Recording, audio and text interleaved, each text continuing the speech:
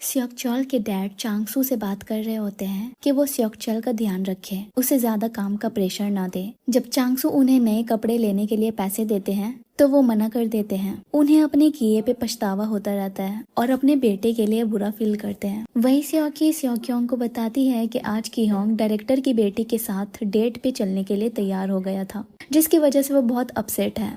वहीं स्योकचॉल मियोंग को कॉल लगाता है क्योंकि वो लो फील कर रहा होता है। वो बताती है कि वो फिर से ऑडिशन देने जा रही है, इस बार एक जैज बार में। इवन उसे अपने तैयार किए हुए सॉन्ग्स भी सुनाती है। वो जो उसके घर के बाहर ही खड़ा था, उसकी आवाज सुनकर उसे सुकून मिलती है। अगले दिन जब वो सांग्योल से मिलता है तो पूछता है उसके डैड ने चांगसू से क्या बात किया। वो बताते हैं कुछ खास नहीं और उसे वो पैसे देते हैं जो उसके डैड ने लौटा दिए थे। ये चेयरमैन ने उसे देने को कहा था, पर वो बोलता है कि जब मेरे डैड ने लौटा दिए तो मैं भी ये नहीं ले सकता। वहीं स्योक्योंग को अपने बेटे की बड़ी याद आ रही होती है, सो वो स्कार्फ और सनग्लासेस लगाकर जाती है पार्क के पास, जहाँ ह्योंग्युन अपनी नानी के साथ खेल रहा था। पर अपनी माँ पे उसकी नजर पड़ जाती है और वो उनके पीछे पीछे भागने लगता है। स्योक्योंग भी उससे भाग रही होती है कि कहीं उसकी माँ उसे पकड़ ना ले। किसी तरह ह्योंग्युन को डिस्ट्रैक्ट भी कर देती है, पर जब वो देखती है उसे अभी भी यहाँ वहाँ आगे बढ़ते तो उसके पास आती है। अपनी माँ को इतने दिनों बाद देख वो रोने लगता है। वो उसे कहती है तुमने मुझे देखा, इस बारे में अपनी नानी को मत बताना। यहाँ स्योकचॉल जो साइट पे आया हुआ था सांग्योल से कहता है उसे कुछ पैसे चाहिए अपने इस काम करने के बदले, 100 मिलियन वॉन। वो ये अमाउंट सुनकर कहता है इस बारे में मुझे चेयरमैन से बात करना होगा। वहीं कियोंग हॉस्पिटल में स्योकी के उतरे मुंह को देखकर कहता है मैंने इसलिए उनकी बेटी को मना नहीं किया ताकि मैं उनके बैड बुक्स में ना आ जाऊं। तुम्हें पता है ना, वो मुझे निकाल भी सकती है इस हॉस्पिटल से। बट डोंट वरी, मैंने उस लड़की को कह दिया है कि मैं कॉन्सर्ट में नहीं जा पाऊंगा क्योंकि मुझे एक कॉन्फ्रेंस अटेंड करना है। लेकिन इतने से भी वो नहीं मानती है, अभी भी उसके मुंह फूले होते हैं। वहीं स्योक्योंग की फ्रेंड जो अभी भी हॉस्पिटल में एडमिट थी, उसको ढूंढने के लिए स्योक्योंग की क्लब की बॉस आ जाती है अपने साथियों के साथ और उससे पूछती है स्योक्योंग के बारे में। इवन उसे जबरदस्ती डिस्चार्ज करा के ले जा रही होती है। जब इस बात की खबरें स्योकी को पड़ती है तो उन्हें ऐसे पेशेंट के साथ जोर जबरदस्ती करने से रोकती है, जिसपे क्लब की बॉस वहाँ तमाशा करने लगती है।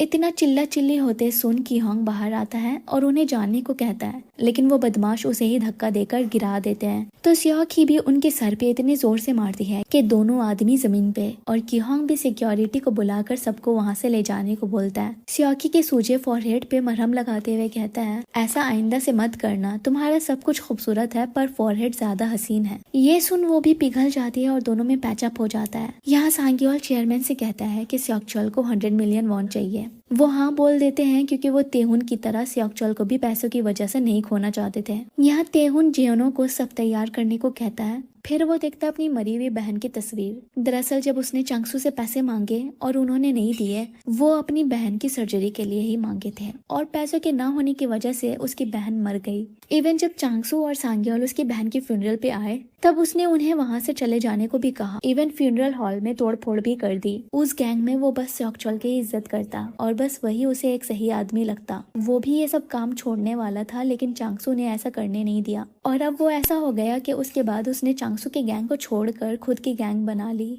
यहाँ सांग्योल स्योकचॉल को कॉल करके बताता है कि चेयरमैन पैसे देने के लिए तैयार है। वहीं जब मियोंग ऑडिशन देने आती है तो सारे जजेस को उसकी परफॉर्मेंस पसंद आती है, पर मैनेजर को नहीं, क्योंकि उन्होंने पहले से ही किसी को उस नौकरी पे रखने के लिए घूस ले लिए थे। मियोंग उनसे पूछती है उन्हें उसकी क्या चीज अच्छी नहीं लगी तो वो उसे सुधार कर दोबारा ऑडिशन देने आएगी, लेकिन वो उसे कहते हैं कि तुम्हारे पास पैसे हैं या कनेक्शन, अगर नहीं तो कुछ नहीं हो सकता। जब मियोंग स्योकचॉल से मिलती है तो बताती है कि इस बार उसने पूरे कॉन्फिडेंट के साथ परफॉर्म किया। सबको अच्छा भी लगा लेकिन मैनेजर को नहीं। वो उससे पूछता है उस बार का एड्रेस। उसे पता लगता है ये बार तेहुन गैंग के अंडर आता है और जब उसे पता लगता है कि वहाँ का मैनेजर रिश्वतखोर है तो वो उसे सबक सिखाता है। और जब तेहुन का सबऑर्डिनेट बॉक्चून वहाँ पहुँचता है और ये सब जब उसे पता लगता है तो बोलता है मियोंग को अभी के अभी हायर करो। मैनेजर कॉल करके मियोंग को बताता है कि उनसे कुछ गलती हो गई थी, अब उन्होंने उसे काम पे रख लिया है, सो वो आज से आ जाए। ये जाने बिना कि ये सब स्योकचॉल का किया हुआ है, वो उसे कॉल लगाकर ये गुड न्यूज देती है। इवन उसे शाम के टाइम पे उसका परफॉर्मेंस देखने को भी बुलाती है।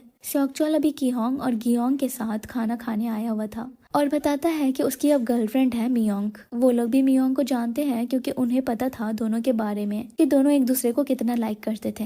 स्योकचॉल ये भी बताता है कि उसे उसकी बड़ी बहन मिल गई है। गिहोंग जिसका पहला प्यार स्योक्योंग थी और अब भी उसके दिल में उसके लिए सॉफ्ट कॉर्नर है, ये जानकर ब्लश करने लगता है। शाम के टाइम स्योकचॉल आता है मियोंग का परफॉर्मेंस देखने। वहीं चांगसू जो डील करने आए हुए थे उसके पीछे तिहुन का आदमी आकर उनके कार में ड्रग्स रख देता है और थोड़ी देर में पुलिस की रेड पड़ जाती है। ये सब के बारे में स्योकचॉल को बताया जाता है तो वो फौरन से वहाँ से निकलता है। वहीं तिहुन जो इन सब के पीछे है वो बाहर आता है और मियोंग को स्टेज पे देख समझ जाता है कि ये तो वही है जिसे उसने पिछली बार देखा था।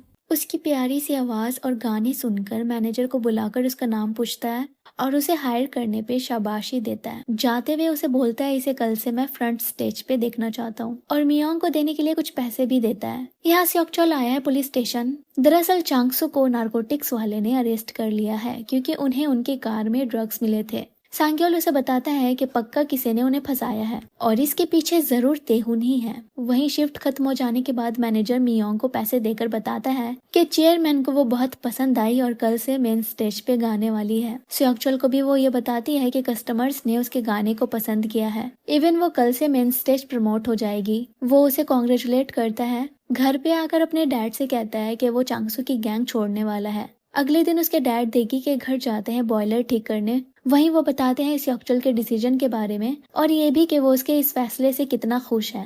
इवन वो हमेशा से उसे ये कहना चाहते थे पर अपनी गिल्ट की वजह से कह ना सके। अगले दिन सांग्योल स्योकचॉल को बताता है चेयरमैन का ड्रग टेस्ट का रिजल्ट नेगेटिव आया है। वो बहुत जल्द जेल से बाहर आने वाले हैं और आते ही वो जानना चाहेंगे इसके पीछे कौन है, सो पता लगाओ तुम। वहीं स्कूल पुलिस का एक लड़का यू स्योक ऐसे लेकर स्योकचॉल के इंतजार में बाहर खड़ा होता है। जब स्योकचॉल को देखता है तो उसे अपना ऐसे दिखाता है। वो कहता है ठीक है, अगर तुम्हारा रैंक टॉप 10 में आ गया तो मैं पक्का तुम्हें गैंग में ले लूंगा। ये सब देख रहा सांग्योल को सोनह्यूंग बताता है कि ये लड़के पे मैंने बैकग्राउंड चेक किया, इस टाउन का नंबर 1 स्कूल फाइटर है। यहाँ ब्योंगसू स्योकचॉल को कॉल लगाकर स्योकयोंग का एड्रेस मांगता है और उसके घर जाता है जहाँ वो अभी रह रही थी। बातों बातों में जब वो जानती है कि अभी भी वो उसे लाइक करता है तो उसका दिल भी जोर जोर से बीट करने लगता है। वही तिहुन चांगसू की अरेस्ट हुई पिक्चर देख देख कर मजे ले रहा होता है और अपने आदमी से फिर से उस कॉन्ट्रैक्ट को अपने नाम कराने के काम पे लगने को कहता है। बॉकचियोन जिसे तेहुन के इस पुलिस रेड के आइडिया के बारे में कुछ पता नहीं था, वो जानता है अब इससे कितना बड़ा प्रॉब्लम खड़ा होने वाला है। सो वो जियोनहो पे गुस्सा करता है ऐसे उसे इन्वॉल्व ना करने पे।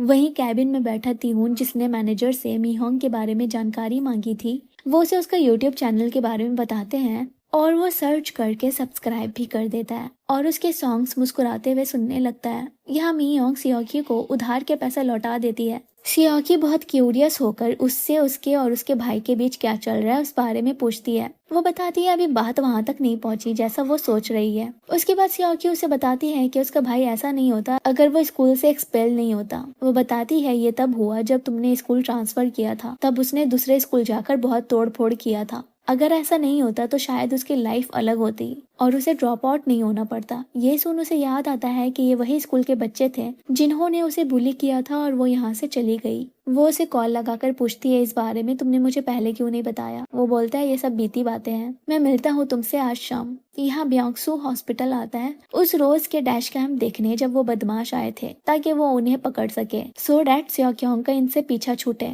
वहीं स्योक्योंग फिर से गॉगल लगाकर निकलती है बाहर, पर उसे बॉस का एक साथी वहाँ देख लेता है। वो जान बचा के फुल स्पीड में भाग जाती है। उसने भी उसका पीछा किया होता है पर उसे पकड़ नहीं पाता, लेकिन उसे इतना समझ आ गया होता है कि वो जरूर इसी एरिया में रहती है। यहाँ स्योकचॉल आया है बॉकचियोन से मिलने, पर वो बताता है कि इस बार जाने दो, मैं तेहुन से मिलकर इसे सॉर्ट करने की कोशिश करूंगा। लेकिन वो खुद तेहुन के पास आता है और इसे बोलता है कि मैं तुम्हारी चेयरमैन के साथ मीटिंग फिक्स करा दूंगा। एक बार जाकर सॉरी बोलकर बात खत्म करो, वरना ये मामला इतना बढ़ जाएगा कि एक के खत्म होने के बाद ही सब शांत होगा। वो कहता है मेरी तुमसे कोई दुश्मनी नहीं है, ना ही रखना चाहता हूँ, इसीलिए तुम इन सब के बीच में ना आओ। सांगियल को जब पता लगता है स्योकचॉल तेहुन के पास गया था मामला रफा दफा करवाने, तो गुस्सा करता है। उतने में वहाँ गैंग के मेंबर्स आपस में लड़ रहे होते हैं, एक दूसिक और दूसरा जूनियर। जूनियर बताता है दूसिक सबके क्रेडिट कार्ड चुराकर जुआ खेलता है, जिसपे स्योकचॉल उसकी क्लास लेता है और बोलता है मैंने पहले भी तुम्हें कहा था ये गैम्बलिंग की लत छोड़ने को, इस बार लास्ट वार्निंग दे रहा हूँ। वही सांगियल को लॉयर का कॉल आता है और वो स्योकचॉल को बताता है कि चेयरमैन रिलीज हो रहा है तो चलो मेरे साथ। वही ब्योंगसू घर के नीचे खड़ा होता है, स्योक्योंग को कॉल लगाकर बताता है कि वो साथ कुछ खाने के लिए लाया है।